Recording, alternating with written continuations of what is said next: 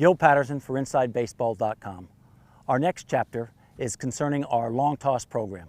This is very important because it can help your arm maintain its arm strength, or if done too much or too long of a distance, can actually hurt your arm.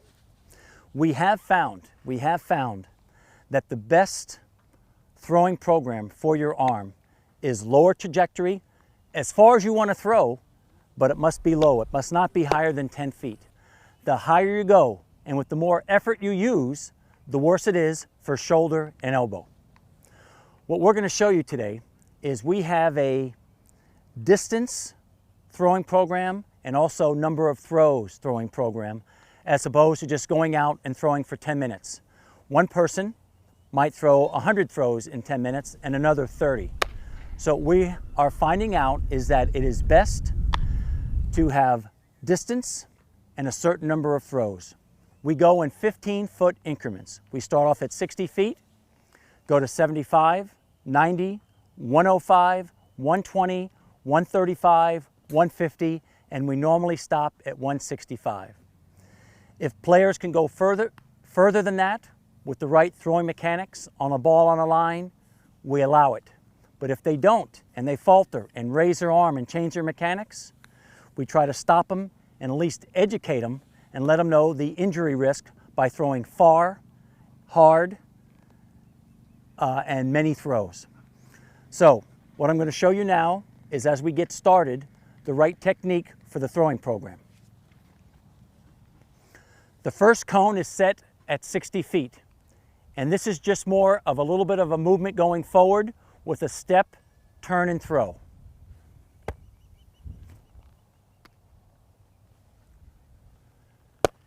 As we go, it is usually 10 throws at 60, 10 throws at 75, and then 3 going all the way back to the distance.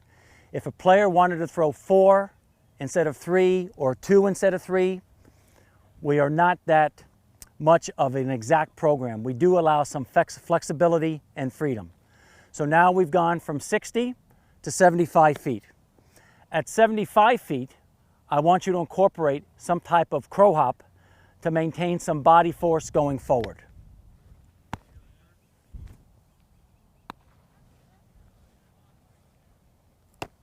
Once you get past 60 feet, I want you to include a crow hop. Just helps with the momentum, so it's not kind of an anchored throw with all the strain going on your arm. Have a little crow hop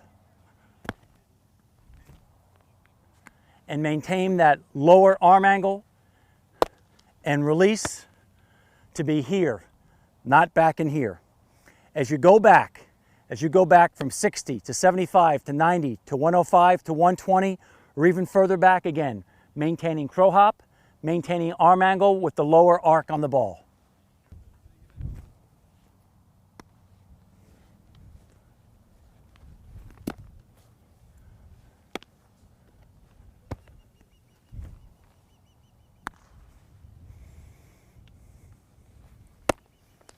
As you work your way out to your own throwing distance, on that particular day, you might decide to throw 120. You might decide to throw 165. That's up to you, the way your arm feels. If you might pitch that night, if you pitched the day before. What we do to help build up arm strength is, once the arm is stretched out to your desired distance, we have you come in to cone 105. At 105 feet is when I want you to throw the ball on a line, firm, to your partner, making sure you crow hop. Kind of the pull downs now.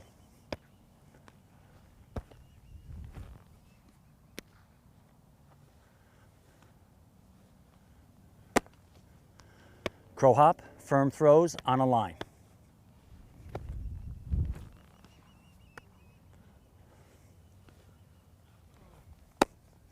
Again, depending on how good your arm feels that day, you might want to do 3 pull downs, you might want to do 6, you might want to do 8. That is, again, up to you. You know your arms usually better than anyone else does. The last thing we do on our throwing program is we move into 75 feet. 75 feet, please, second cone. We'll throw change-ups. There are certain days when you don't even throw the ball on pull downs. Normally, we always work on change-ups because of the importance. The reason you throw it 75 feet, 75 feet. The reason you throw it at 75 feet is it makes you throw the ball. Sometimes if you're too close, you can almost push the ball and get it there. 75-foot changeups, you have to throw it. Change up.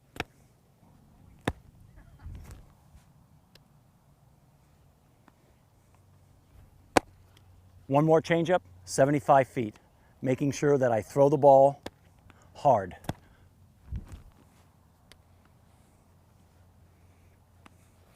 Again, as we know from an earlier chapter, throwing changeups, the arm speed is the key. This again is a program designed to help maintain and build arm strength.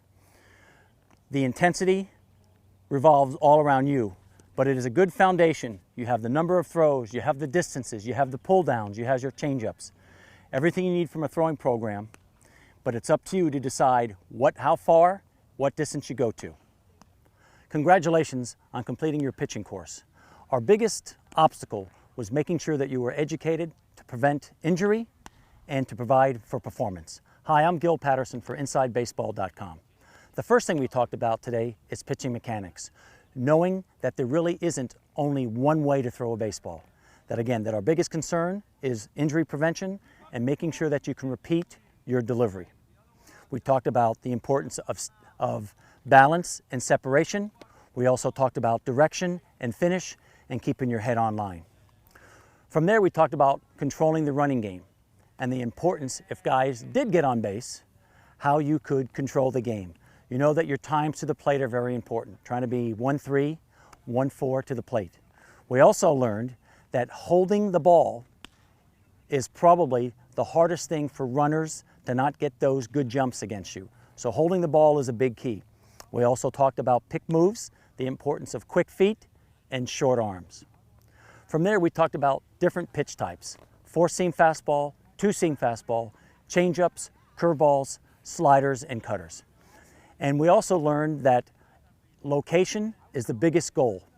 Movement with the 2-seamer is also a goal, as well as changing speeds and the importance of throwing changeups. The next thing we talked about was how to throw a bullpen routine. Throwing bullpen sessions usually has a direct correlation to how you execute and pitch in games. That's why today we learned about pitching in lanes, 1, 2, 3, and 4. And the ability to keep the ball in a lane and to keep the ball down is so effective. We already know you've got to throw your fastball in and out and up and down. So throwing your ball in lanes, and the biggest thing is being focused and focused on the task at hand during your bullpen sessions.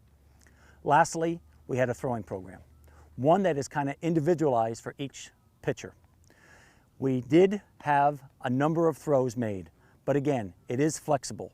You had your cones for your distance, you had your intensity factor.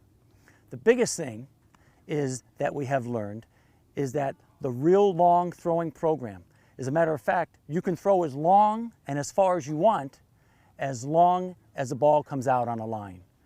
Today we learned that there's throwing program and there's lanes and a number of throws. Coming in, you have your pull downs and also your changeups. So again, everything that we did surrounded around your health and your success.